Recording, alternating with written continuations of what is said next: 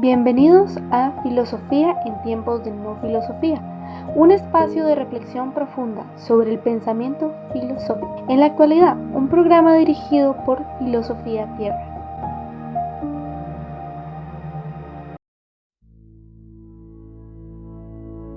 Hobbes responde al Padre Celestial: me doy cuenta de que todo lo puedes, que eres capaz de cualquier proyecto. Dijiste: ¿quién es este que vela mi designio con razones carentes de sentido? Sí, hablé sin pensar de maravillas que me superan y que ignoro. Solo de oídas te conocía, pero ahora te han visto mis ojos, por eso me retracto y me arrepiento, echado en el polvo y la ceniza. Hobbes 42 del 1 al 6.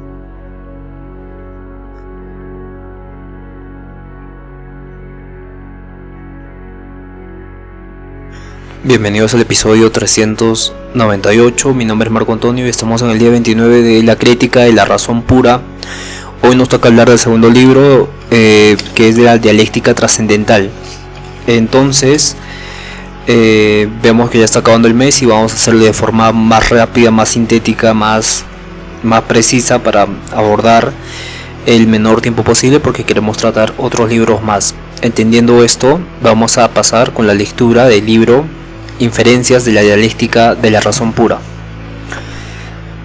Puede decirse que el objeto de una mera idea trascendental es algo de lo cual no se tiene concepto, aunque esta idea se haya producido de toda necesidad en la razón de acuerdo con sus leyes originarias. En efecto, de un objeto que se pretende ser adecuado a la exigencia de la razón, no es posible un concepto de entendimiento, es decir, un concepto tal que pueda mostrar y hacer intuible en una experiencia posible, pero cabría expresarse mejor y con menos peligro de ser mal interpretado, diciendo que el objeto que corresponda a una idea no puede tener conocimiento, aunque sí un concepto problemático.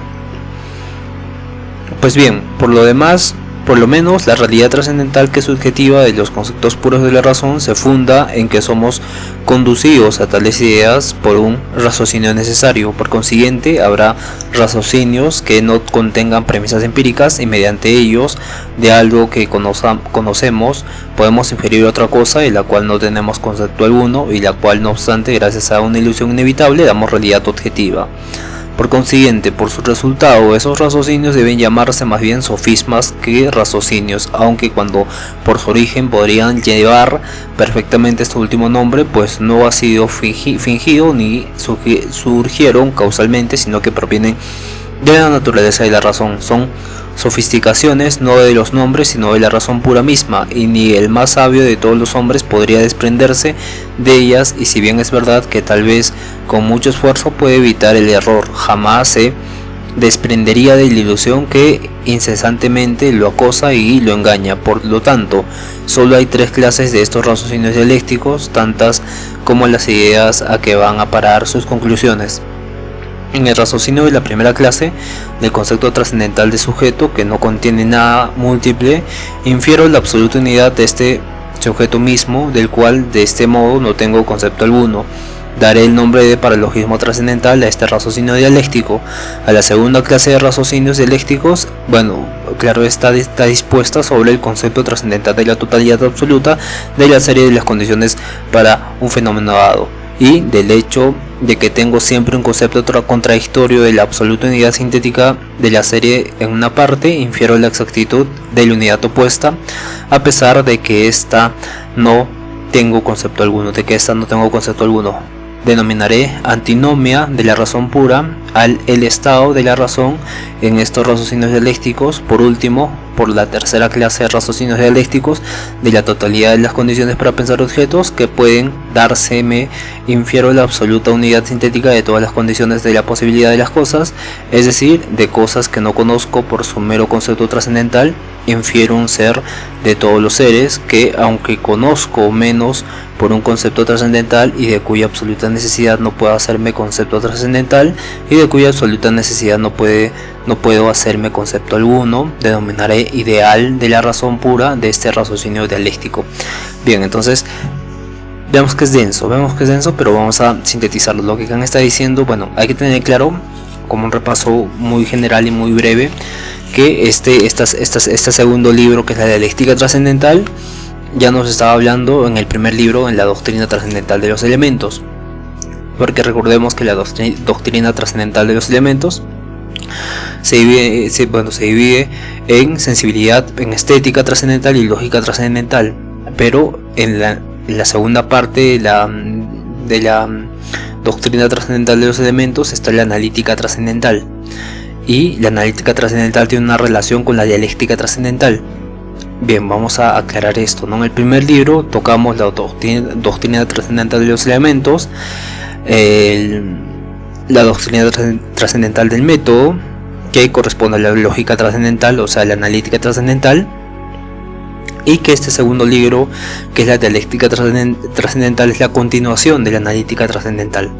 Bien, entonces, como base tenemos la doctrina trascendental de los elementos, que corresponde a espacio y tiempo, ¿no? Espacio y tiempo como formas, como la estética trascendental. En la estética trascendental son formas a priori de la sensibilidad. En la lógica trascendental nos habla de este tipo de categorías a priori del entendimiento y del juicio también, ¿no? Que se relacionan entre sí y generan esta lógica trascendental.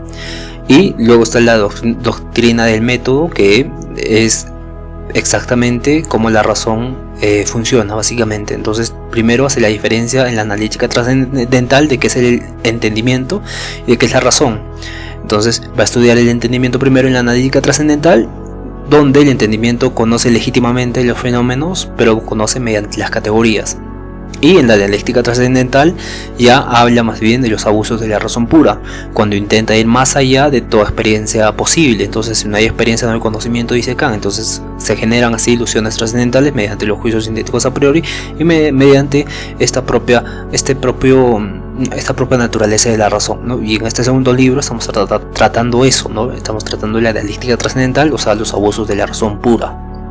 Bien, entonces Kant va a utilizar este término en el segundo libro, que son los raciocinios dialécticos, ¿no? Entonces Kant llama raciocinios dialécticos a los pasos que da la razón. Primero nacen necesariamente de una estructura misma de la razón, o sea, no de las categorías, porque las categorías dijimos que son un límite. Nace de la razón misma, necesariamente, de su estructura, y son como ilusiones propias de la razón misma, ¿no?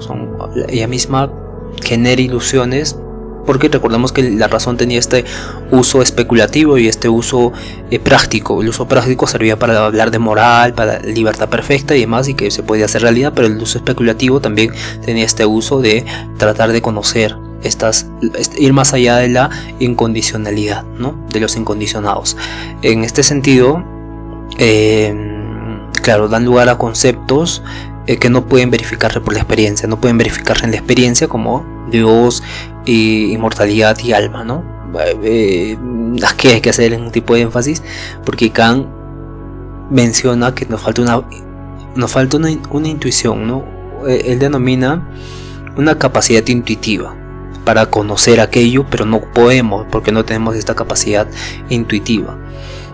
Aclarando eso, en el normal de todas las personas no podemos acceder a estas ideas, ¿no? Entonces, porque son básicamente raciocinios sofísticos, paralogismos, antinomias, y claro, porque son inevitables.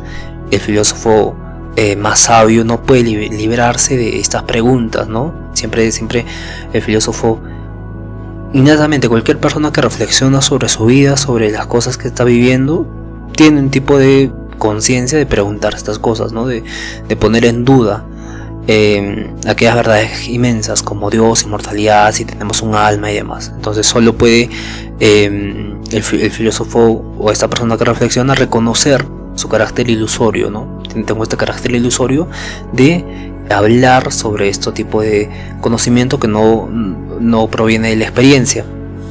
Y acá se la critica a la metafísica, ¿no? Porque la metafísica durante todo el tiempo hablaba sobre este tipo de conceptos abstractos, ¿no?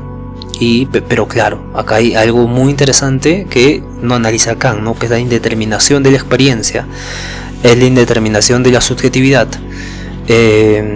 Claramente, este sujeto, como yo pienso que es el sujeto de la percepción, Específicamente es esta unidad absoluta, como, bueno, claro está, este sujeto absoluto tiene ya categorías predefinidas que le ponen un límite. Hasta acá vas a pensar, ya, hasta ahí está bien Kant, pero lo que Kant no está teniendo en cuenta es el contexto, ¿no? El contexto cultural, lingüístico, social, y claro, muchos lo critican más adelante por esto, ¿no? Por sus escritos sobre el hombre, porque Kant no considera las diferentes experiencias contextuales que hay en el mundo, y en este sentido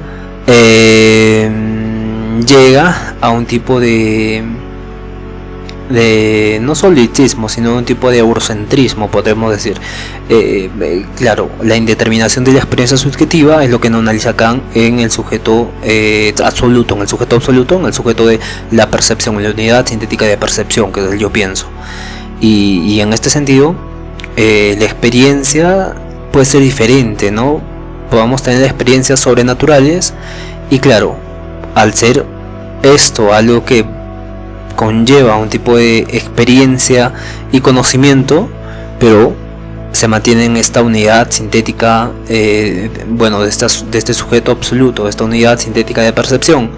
Pero claro, Kant está diciendo que esta unidad sintética de percepción tiene principios que son las categorías del entendimiento y los a priori, que ponen el límite. Entonces esta indeterminación que agregaríamos acá abriría las puertas para entender que el ser humano tenga estas experiencias subjetivas determinadas, ¿no? Y claro, ahí poder abrir todo un campo de investigación mucho más completo sobre las categorías kantianas.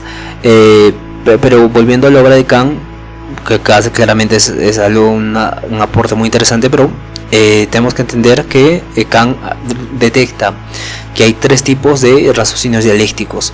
El primer raciocinio dialéctico es el paralogismo trascendental, que es la psicología racional, ¿no? Donde parte del concepto de sujeto pensante, un yo pensante, un alma, y que Kant lo denomina unidad sintética de percepción, o muchas veces unidad de la percepción nada más. Entonces que el alma es una sustancia simple, es inmortal, indivisible, ¿no? Como vimos con el latín, que se mencionaba esta parte de la simpleza, la inmortalidad, el bonum. Claro, hay un tipo de tradición muy medieval sobre este término de la unidad de percepción, que es básicamente la discusión sobre el alma como algo innegable, inmutable, que siempre estaba, ¿no?, en el hombre.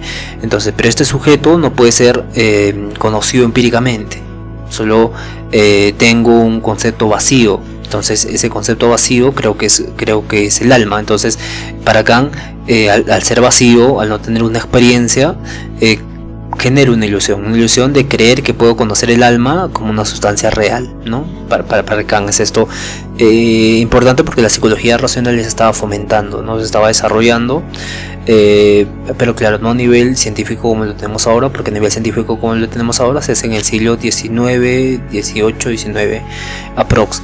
En este sentido, este paralogismo trascendental corresponde a la psicología racional, pero la antinomia de la razón pura, que básicamente ya dijimos que hay tres especies de raciocinios dialécticos. La primera es el paralogismo trascendental, la segunda es la antinomia de la razón pura, y la tercera es las ideas de la razón pura. Entonces la antinomia de la razón pura corresponde a la cosmología pura, donde parte del concepto de totalidad, que es una serie de condiciones necesarias de los fenómenos, ¿no? El universo siempre está condicionado por algo, siempre estamos causa-efecto, siempre estamos así condicionados, yo sentado acá y demás. Entonces la razón quiere llegar a lo incondicionado, porque si todo está condicionado, hay una totalidad de seres condicionados, necesita llegar a lo incondicionado para ver el comienzo absoluto, la totalidad última y todo lo que corresponde ya a la parte absoluta de esto, ¿no? Entonces esto conduce a contradicciones, dice Kant.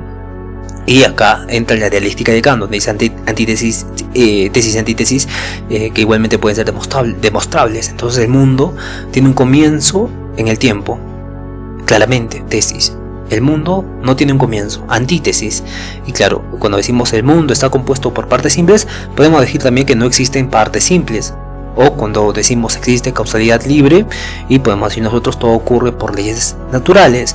Y cuando decimos existe un ser necesario, podemos decir nada es necesario. Claramente pensar estas contradicciones conciernen al mundo en sí mismo, ¿no? Cuando en realidad solo muestran los límites de nuestra razón. Esos son los límites de nuestra razón, en este tipo de no contradicción, bajo esta tesis y antítesis que entra básicamente ahí, ¿no? Si puede contradecirnos, entonces hay una antinomia de la razón pura que corresponde a la cosmología racional de las cosas, de los fenómenos, ¿no?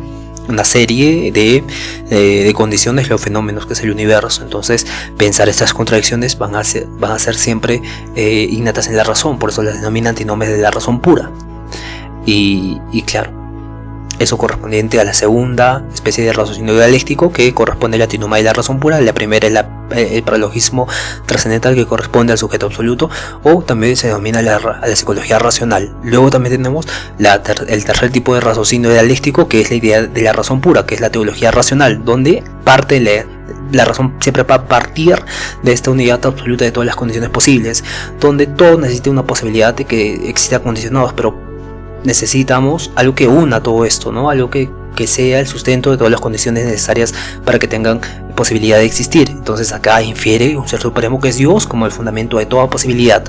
Entonces este conocimiento es una herramienta ideal de la razón, y claramente no es un conocimiento, sino es una herramienta que la razón usa para que todo tenga coherencia, ¿no? Para que esa mesa esté sujetando ese libro, esté sujetando la pantalla, esté sujetando el teclado, esté sujetando el agua y demás.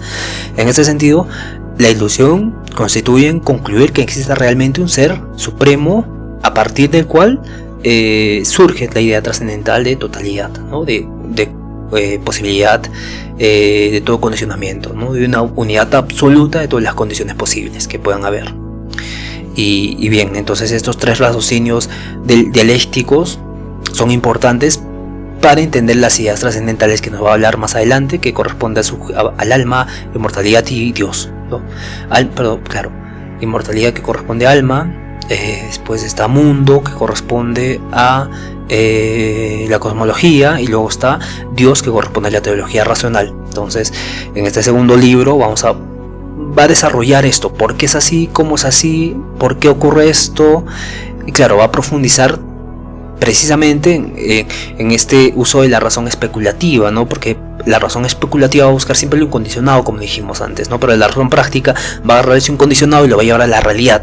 Como por ejemplo el concepto de libertad. El concepto de libertad, llegamos a una idea de libertad absoluta, perfecta, especulativa, y digamos al incondicionado de ese concepto, pero cuando lo llevamos a la realidad nos damos cuenta que nunca termina siendo ese concepto perfecto, pero nos sirve para guiarnos y crear una sociedad mucho más libre. Eso también es importante, pero eso lo hice en la crítica de la razón práctica y no en este libro de la crítica de la razón pura. Bien, entonces tenemos como síntesis que este segundo libro muestra cómo la razón especulativa busca lo incondicionado de tres formas, ¿no? De tres formas: los paralogismos, las antinomias y lo ideal, o lo ideal de la razón pura, ¿no? La ideal de la razón pura, que corresponde a Dios, básicamente. Las antinomias corresponden al mundo, a la totalidad de seres y condiciones, y el paralogismo corresponde al sujeto absoluto, ¿no? A la unidad del sujeto, o sobre el alma, ¿no? Sobre el alma.